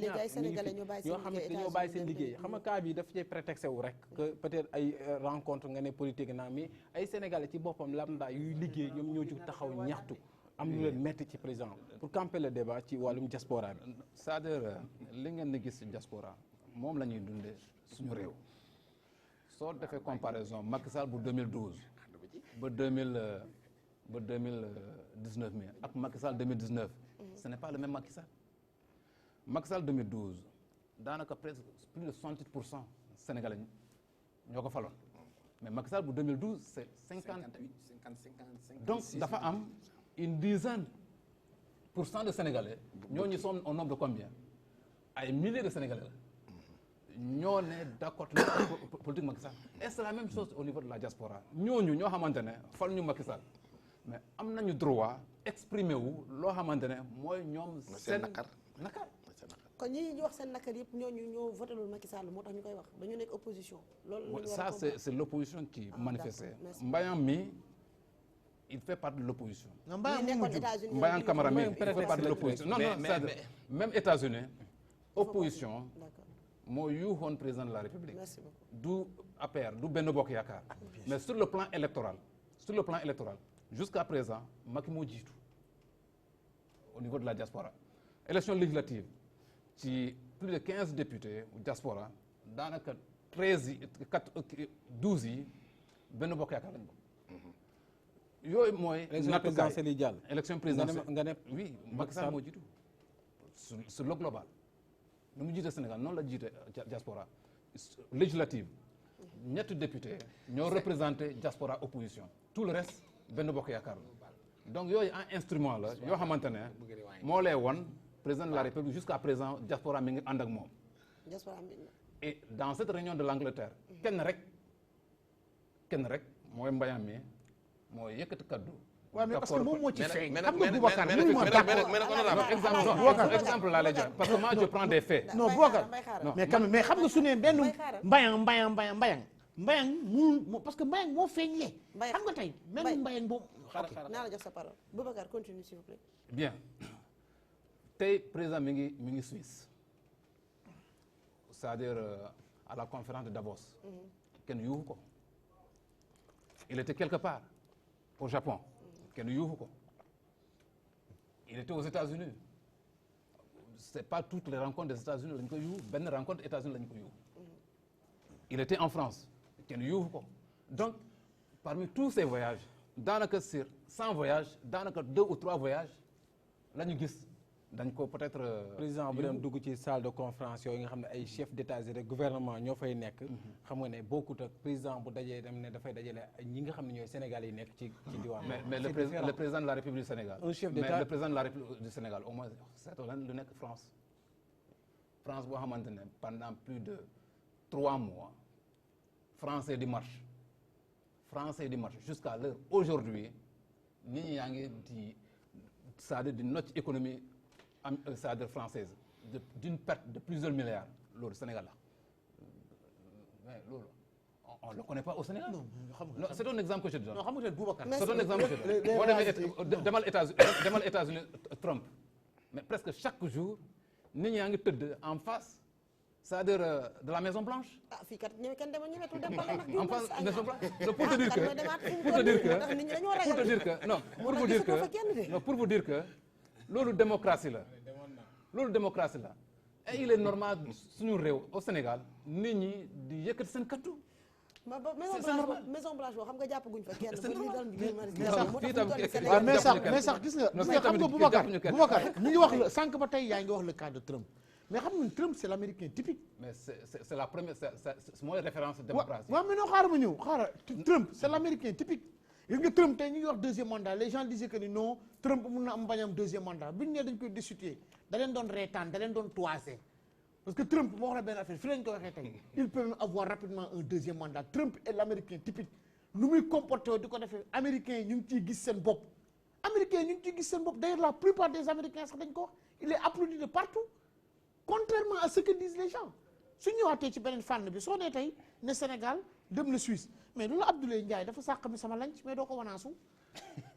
ndaxte tey su mu nekk ci benn salle boo xamante ni y a les chefs d'État les ministres yoo xamante ne bii dem nañ ba kii doo ko yëg te Suisse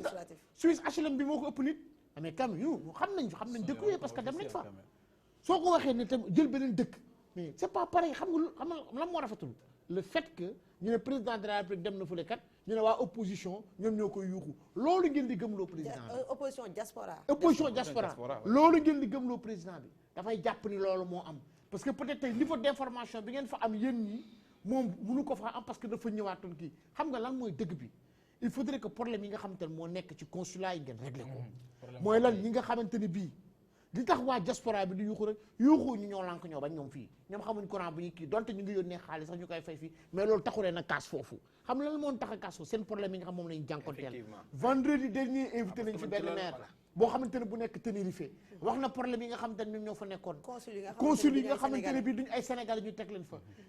suñ amee ay corps naka la ñuy def ba rapatrier seen corps ça coûte excessivement cher lan leen état yi mën problème mu papier mooy seen passeport yi nga xamante ne naka lañ koy renouveler loolu la ñi nga xamante ne ñoo nekk à l'étranger di kaas ak naka la ñuy def tey ba jéem a xool naka la ñuy jotee seen njaboot yi naka la dund bi di yombee fii nii ak naka lañ koy amee c'est ça les vrais problèmes yi nga xamante ne ñooñu la ñu nekk à l'étranger di kaas mais su fekkante ni vous véhiculez un message comme tel non c'est parce que waa opposition diaspora ñoom ñooy casse non il ne faudrait pas qu'on parle comme ça ñooñu nekk foofu noonu la quasi-totalité de leur famille ñu ngi fii dañoo dem daani seen doole pour ñëw ko indi ko seen njaboot seen jabar yi fi lañ ne seen doom yi fi lañ ne seen papa yi fi lañ nekk plus de 1000 et quelques milliards yoo xamante ni ñu ngi koy dugal fii ñooñu ils ont le droit de parler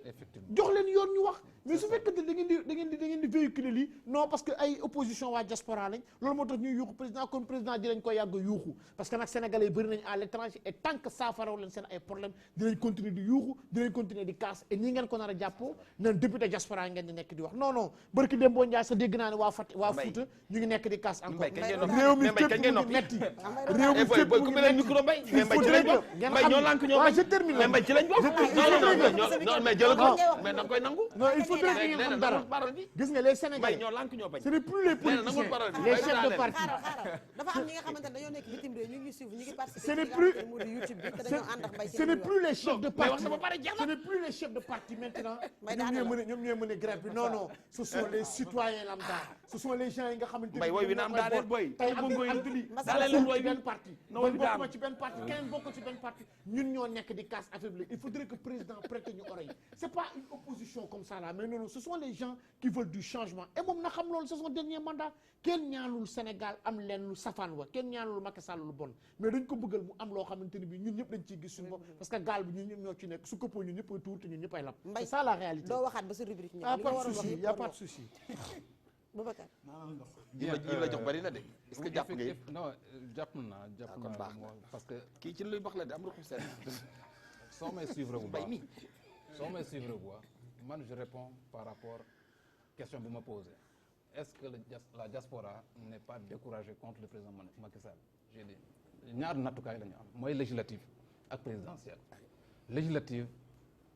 ce qu'on voit c'est que le président ma ngi am confiance diaspora puisque sur les 15 députés moom am na 12 sur le plan présidentiel jusqu'à présent moo ëpp résultat par rapport yeneen parti donc loolu mooy confiance vis-à-vis kon ci loolu nga sukkandiku pour ne d'accord diaspora bi amul regret non amul regret mais il n'est pas dit que la diaspora est satisfaite il n'est pas dit que la diaspora est satisfaite par rapport à la prise en charge seen besoin am na lu bari loo xam ne président moom ci moom xam na ko loolu moo tax mu fal ministre des affaires étrangères et ministre des Sénégalais de l'extérieur et deuxièmement loolu moo tax mu élire 15 députés pour mu am ay retour d'information loolu député diaspora yi ñu ngi jël en charge toutes les questions qui viennent de l'extérieur pour que tous les ministres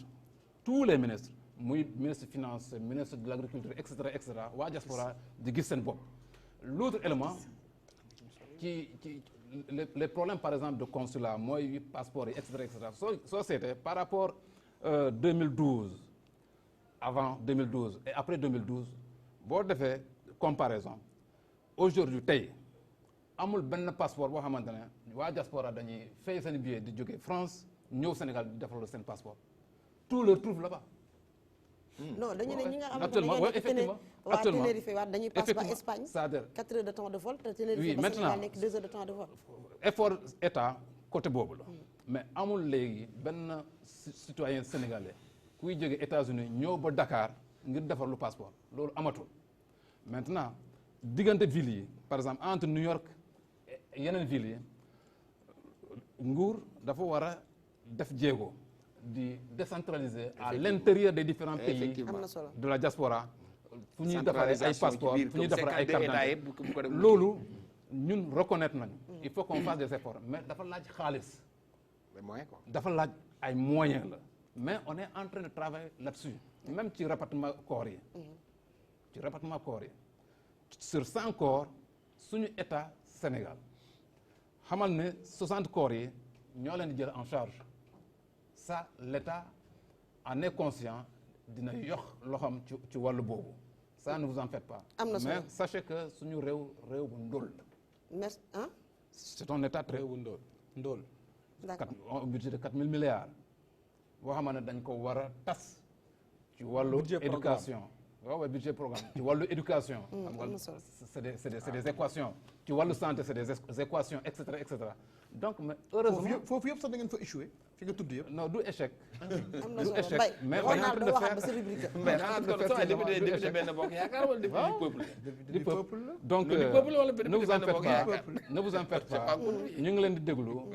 tes préoccupations quand même sont très intéressantes. J'ai noté. On va travailler là-dessus de te l'enseigner mais fàttewuñu loolu moom ça c'est. merci beaucoup Boubacar am na solo Alaaji balaa may dem ci Khadim vite fait rek. waaw d'accord xam nga sànq amulay mbay dafa sànq lancam mais du ko war mais yow da nga bëgg a reere sama xëdd aussi may doo ko reere xam nga man fi ma doon kii sànq mbay laal na ko xam nga mooy diaspora bi dafa am loo xam ne ñoom ñooy li ñuy jooy toujours semaine passée am na ko fi toogoon ni ñoom seen problème passeport yi bu ñu waree defar seen passeport jóge Italie jóge Espagne jóge France ñëw ba Sénégal fi seen passeport tey boo toogee nii ni loolu yéen a ngi def ay jéego alhamdulilah parce que duñu lépp bon na aussi mais duñu ëpp si lépp baax na parce que opposition bi man damay jàpp ni ñoom sax dañuy liggéeyal état parce que ñoo koy won ni lii baaxul mais bu ñu demee nag ba président génn bitim réew am ñu yuuxu bu ñu def les dépositions de la diaspora nanu jàpp ni les sénégalais de la diaspora ñoom ñooy wax seen naqar rek pour que mu nekk loo xam ne dafay nekk lu positif mais bu ñu fi amee fu ñu leen dugal noonu rek dafay yàqal sax président man je crois que président sax ñi nga xam ne ñoo fa nekk di ay opposition ñu tubal leen ko su ma doon président su may njëkk recevoir ñooñu laay njëkk recevoir toog ak ñoom ñu wax ma seen naqar ba pare parce que loolu yëpp ay xalaat la yoo xam ne rek war naa mën a rek parce que sénégalais yëpp sénégalais la ñu. sëñ Khadim yow en tant que artiste en tant que ndaw yu joxe sa bopp ci li nga xamante ne moo di. ah oui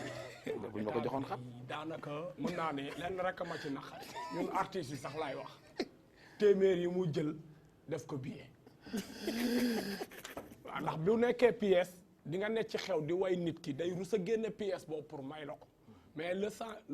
comme def na ko billet rek nit da koy bëgg a jël di la ko jox. comme billet la. waaw comme billet la nit da koy mën a tiitaroo mais bu dee pièce la sax ñoo ko génne di ko may parce que dañ naan pièce dala maye. kon téeméeri na xarit nañu. deuxièmement sama père a ngi dajee ko sax deuxièmement. booy à part loolu booy ku soof la. kii dafa soof ci dëkk bi la bokk. kii dafa soof ñu ngi lay déglu Khadim. à part bu weesoo loolu wax dëgg yàlla kenn du Khadim. sunu aar bi wax dëgg yàlla si leen gën a gis suñu bopp que kii bi si nguur gi wax dëgg yàlla aar bi moom ñun si yëgee suñu bopp yëgeewuñu ko ci mais noonu la ci état bi am na solo ci noonu rek la ñu poussé dugg ci aar bi jàll publicité ñëwaat sur le plateau de Toi-même tu sais.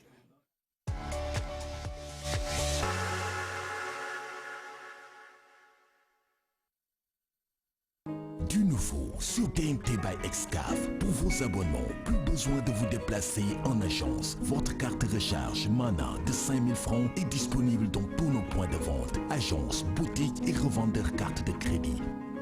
Pour vous réabonner par la carte Mana, grattez la partie masquée de votre carte à 12 chiffres. Écrivez en SMS TNT étoile le numéro de votre carte d'abonnement, étoile le numéro de la carte de recharge, envoyé au 24 666. Vous recevrez un message de confirmation de votre réabonnement d'1 mois avec 7 jours de bonus. TNT by Excaf, redécouvrez le plaisir de regarder la télévision.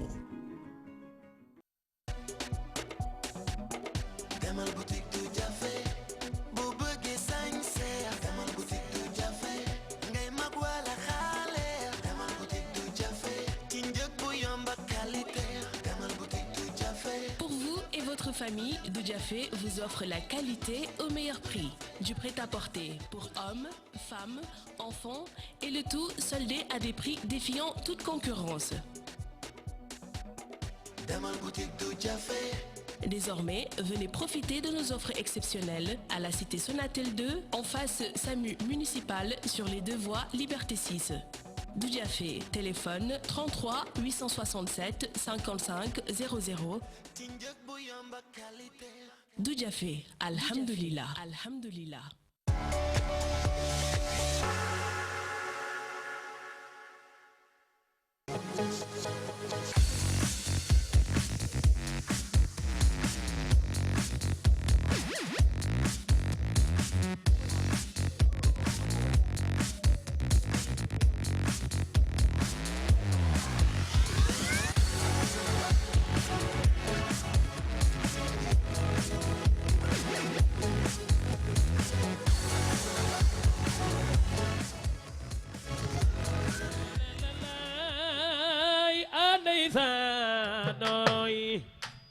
réew Sénégal ñoo bokk ndey ak baay benn bopp la kenn mënu ko xar ñaar fii la Alaaji Malik ne ay ndeysaanooy fii la Sëriñ Bamba ne Limaamu Laay Baay Ñas booy borom mi dina baay Alaaji Umar Fuutiyu Taal mballe miskine be Sénégal mballon miskine be Fuutankoobe xanaa xamoo ne bur yàllaay borom jaami mi jëbru tima wade bere ma kaaji mballe si leydi Sénégal jambare be kiddima Arabi Saudi xanaa xamoo ne Alaaji Malik mooy baayu Sëriñ Babacar Si Malik Sëriñ Bamba mooy baayu Sëriñ Saaliyu sama waaji Fallu papa ak yaroy ay ndeysaan ne ko sa dara ñaawul sa nawla yaa ngi ni ay waay sa dara ñaawul nawla yaa ngi ni waaw waaw yooy sa dara ñaawul nawla yaa ngi ni waaw waaw yaay lay la la lay ku meta cu doo yara la xo masar xoole doo de sa dara ñaawul nawla yaa ngi ni waaw waaw yooy xam ngeen ku may wayal ina jaay dalay wayal woo jàmbaar ay waay sa dara ñaawul nawla yaa ngi ni yaay lay la la lay ana soppi Sëriñ Babacar waala bi ku yaawoo jugal yëngu TTV mooy suñuy télé bu xew si jamono billahi dama koy bégal sa dara ñaawul nawla yaa ngi ni lay la la yaay ana ina jaay bokkum ndayu Xadi Kayre yow de lay bégal yaayu mami kine ana bati gay kabu gay boy sabay yooy lay la la la mbay seen de lay wayal ana international bi mbay seen de lay wayal sale bi nga njaay suñuy bay yaay doomi gewel sa dara ñaawul nawla yaa ngi ni waaw waaw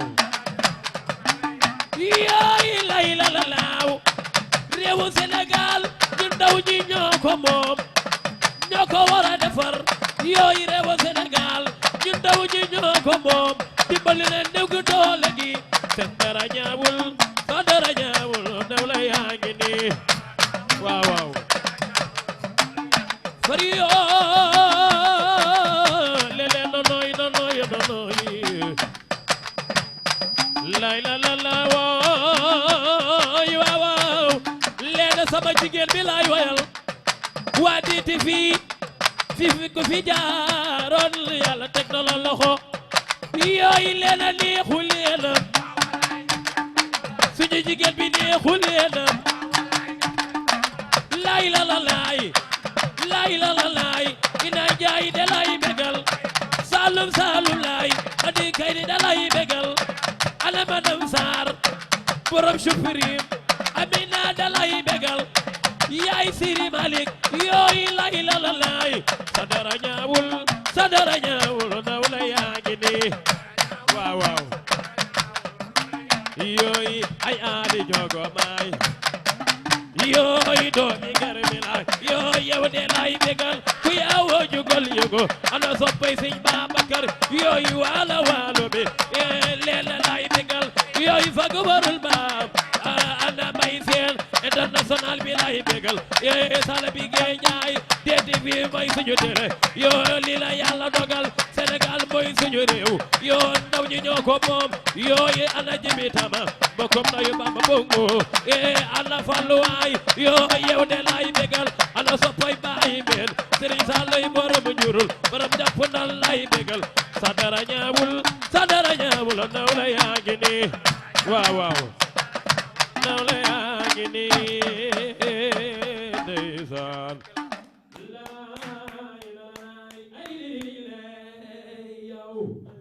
merci beaucoup waa groupe sant yàlla bongo ñoom nag ñooñu gunge ci émission toi-même tu sais ndiki tey juste rek pour vous rappeler c'est une occasion pour nous Khadim mun nga ñëw toog waaw kañ xam naa ci leen de tama day gars yi bi ñuy jàll instrument yi France ba ñuy dem ba gars yi dem Bercy ñu jàll instrument yi instrument bu jàll ñuy 4 euros 7 euros 10 euros tama jàll waa ji ni ko 1000 euros mënu ko c'est le plus petit mais c'est le plus bavard moom 1000 lay fay c'est le plus petit mais c'est le plus bavard tama bay tama sa xol lay jàpp 3-4 fan lay nekk sama xol bi lii billahi tama dafa neex dégg nga tama ba nga may ko tuuti notre international bay seet waaw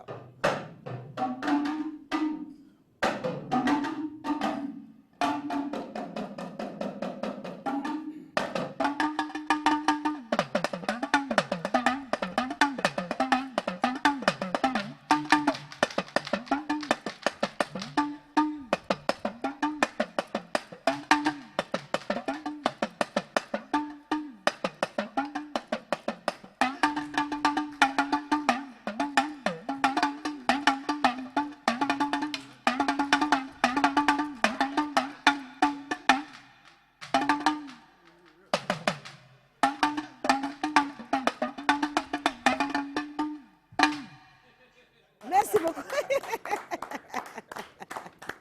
c'est ça le Sénégal ambiance 100% comme ni ñu koy waxee Coulibaly Fall yaa moom loolu boobu moom dama la ko may personnellement même ma ni ma bëggoon a def yépp defaaleel nga bopp yi nekk ko sama xol bi yëpp yéeneel nga ko merci beaucoup Khadim c'est ça le Sénégal yaa ngi waajal yéen a ngi waajal dara waaw ñu ngi waajal lu bees ndax tey ji fu mu toll nii ku leen bëgg a jot ñu def waaw ku ñu bëgg a jot numéro yi dafa yomb ndax numéro VIP la numéro yi mu ngi sama numéro mu ngi nekk 78 282 62 91 waaw beneen numéro bi 108 13 26 78 108 13 26 mi ngi lay rectifier de ku ñu ci woo rek ñu ngi ñu jot groupe sant yàlla bongo ngi nii te xale yi am jom lu ñu liggéey sunu yaay lañ ciy dimbali ak sunu sœur yi sëyta seen jëkkër amuñu doole waaw loolu mooy ndax waaw loolu daal mooy sunu liggéey seen liggéey rafet na mais liggéey bi moom est-ce que dina dem ba 60 ans 70 ans waaw dafa am fu mu yem nag parce que tey mënoo nekk paa boo nekkee paa di bongo sax dan la dul woo parce que man gis naa ci paa boo xam ni bu ñëwee ci programme yi ndeysaan daa dem ba kenn dootu ko engagé mooy xuusal boppam ñëw bu ñëwee xam nga ban gaam lay jàpp te xale yi dañoo bëgg a taasuñu cekkate day ñëw naan Baye Abdallah ay mo koroog benn gel dana ko père newuñu ci nga ne la màkk ci ngénte la ne xam nga tamit ñëw ci xew di Baye Abdalaay da ngay waar xale yi dañoo bëgg sa jëkkër ji la jël def ci yow alal lu mu la jaral xoolal bàyyi am na loo def xoolal nga bàyyi yaay nga bàyyi baay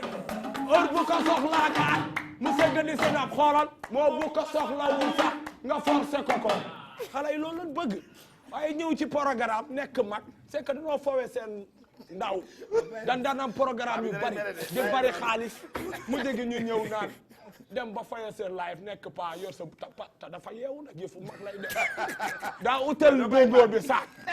bu ñëwee day mel ni mais non amuñu problème sax mais comme li mu wax sunu aar bi dafa am fu muy yem. est-ce que nekkul da ngaa bëgg ay maire engagé par maire yi engagé pa bi aussi. xam naa mën naa nekk de saagam lay jël de mel ni kuy jaay poudre wala da nga koy teg borom promotion yooyu naka te bongo bànc ci saag gis nga bu jàngee xew yi ba mu neex rek mu rocci bongo mais léegi dafa yeewu na da ci ànd ak yéen léegi ca maire yi lay jubali parce que maire yi boo leen wayelee nabi rek ñu daanu jox mais jànq ji danaa laa bëgguñu nekkuñu ci ngane la bàkk de kii taasul ñu may ay comme yi ma wax yi ak kii dinaa la way la ba mu neex la ma def la solay Sadio bu niir ko ba mu neex la mu def ko deba am nga jom am fayda xoolal waay tombe gerte gi ñor nan ko mbaxal wala ñu riij ko dege def ko nga la xoolal ñëw leen ñu njëmbax ñëmbax yi mo yéen du ngeen njëmbax ñëmbax yi DTV jar na ñëmbax yi borom sport TV jar na ñëmbax yi Leena jar na ñëmbax yi moo peela saala jarul ñëmbax yi masa merci beaucoup Khadim noonu la demee daa profité woo leen yéen tamit balaa ngeen di màgget Khadim ñu def ci actualité sportive ñu war si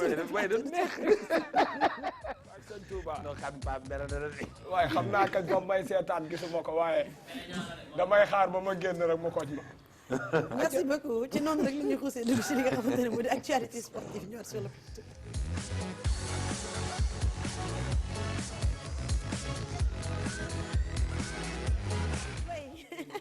L'actualité 1, l'actualité sportive. Nous allons commencer avec le basketball NBA, affiche de cette nuit. Le programme de cette nuit, mais dit aussi, il dit wax ni. Mais yaa ngi réer xam nga non Khadim dafa doy waar quoi. À 0h, Detroit, Sacramento, Orlando, Oklahoma City, Toronto, Philadelphie.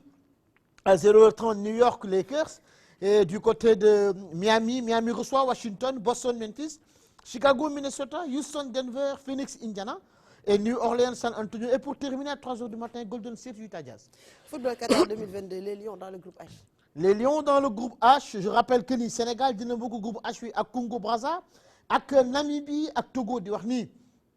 le groupe A Algérie le Burkina Faso Niger ak Djibouti, groupe B Tunisie, Zambie, Mauritanie ak Guinée équatoriale, groupe C Nigeria, Cap-Vert, Centrafrique ak Libéria, groupe D Cameroun, Côte d'Ivoire, Mozambique, Malawi, groupe E Mali, Ouganda, Kenya ak Rwanda. Groupe C, on aura le Ghana, l'Afrique du Sud, le Zimbabwe et l'Éthiopie. On a le groupe H, le Sénégal, le Congo, Namibie ak Togo. La répétition elle est pédagogique. Groupe I, Maroc, Guinée, Guinée-Bissau ak Soudan. Et pour terminer, groupe J, RD Congo, Bénin, Madagascar et la Tanzanie. Je rappelle que c'est le deuxième tour, troisième tour. Il y aura 10 équipes et après 10 équipes, le groupe Sénégal, ce n'est pas un groupe vraiment très difficile. Mais le Sénégal, beaucoup de groupes éliminatoires, Coupe du Monde, Qatar 2022, au mois de décembre et au mois de janvier, contrairement à la Coupe du Monde qui était le long tombé. Le groupe bi nga xamantene ci lañu bokk ban équipe lañu wara baye xel bu baax. Non amul ben équipe bu ñu wara baye xel honnêtement pour man gars yi bobu ba tay j'ai eu c'est vrai que ni tay j'ai eu beaucoup d'interviews yo xamantene ils me disent le Togo ak affaire yoy nonu. Non mais je pense que ni le Sénégal a l'obligation de sortir premier de son groupe. Ça, on ne peut pas avoir des joueurs comme Kalidou Koulibaly, des joueurs comme Sadio Mané, des joueurs comme Lamine Gassama, des joueurs comme Idrissa Gana Gueye, Crépin Diatta, j'en passe, et des titres ay Togo yi nga xamante ni bi Kalidou Koulibaly ñu ngi defaraat seen équipe. On ne peut pas avoir deux très grands gardiens, Alfred Gomis ak Edouard Mendy, di titres équipe yoo xamante ni ñu ngi koy nekk defaraat comme l'a dit le ministre des Sports hier. On a l'obligation de prendre premier et nag dem coupe du monde parce que nag ce qui se fait le mieux actuellement en Afrique Sénégal bokk na ci équipe yooyu ndaxte nag nous sommes vice-champions d'Afrique.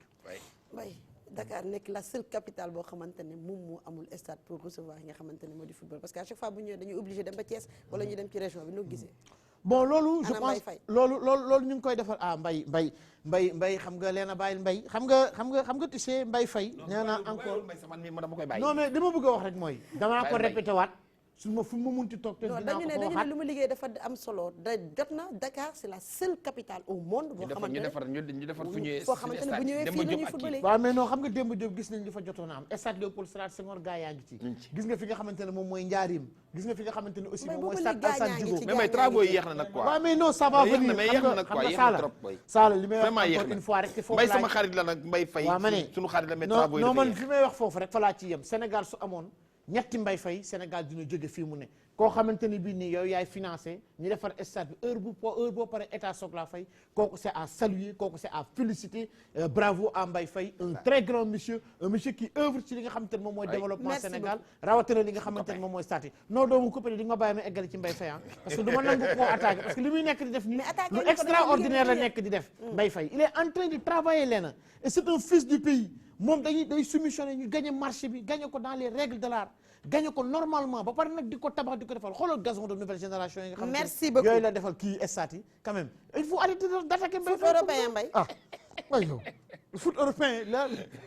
demi-finale yi tey mais non demi-finale yi tey lay doon di wax ni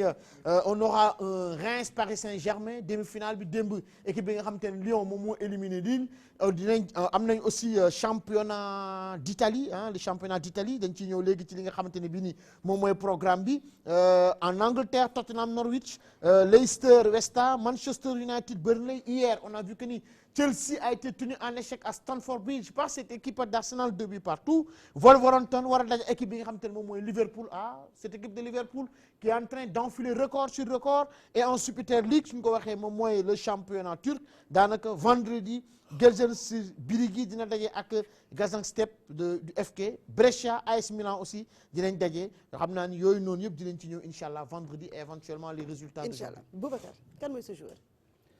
Je disais c'est Raba Madjer. Il a gagné la Coupe d'Afrique des Nations en 1990. Cette fameuse équipe algérienne avec des joueurs comme Tasfaout, des joueurs comme Moussa Saïd. Raba Madjer aussi a gagné la Ligue des Champions, je dirais même la Coupe des clubs champions avec le Football Club de Porto. C'était en 1987 face au Grand Bayern de Munich. Rabat, cette fameuse Raba Madjer, bal bi mu ngi ko dugaloon ci li nga xamante ne bi moom mooy talonnade un très beau but. Raba Madjer, algérien, le père de Coco, Raba Madjer, qui a été aussi entraîneur des Fennecs d'Algérie. Raba Madjer, ancien partenaire de Gonzalez, ancien partenaire aussi de Bounès, ancien partenaire aussi de Casamao. Raba Madjer qui a été une icône africaine, Ballon d'Or en 1987, un très grand joueur. 90 la Algérie gëjoon jël li nga xamante ne moom mooy Coupe d'Afrique des Nations boobu Sénégal mu ngi toogoon ci li nga xamante ne moom mooy demi-finale Algérie jëlaat ko cette année en 2017 Raba Madjer une icône du football nee nañ sax il fait partie des meilleurs joueurs africains de tous les temps. Il a toujours suivi Johan Cruyff, l'ancien joueur des Pays-Bas. Raba Madjer, un très bon joueur, très élégant et aussi très fort en arabe. Merci beaucoup Mbaye Sène. Pour plus d'informations www.sportinter.tv. Khadim lan nga may Sadio Mané. Sadio Mané. pour ma may Sadio Mané dara waaw ci bongo yi. sama gars yi armé wu leen ñun ñëw ci Sadio Mané moom mi nga xam newul Liverpool rek di jaay xobu dute.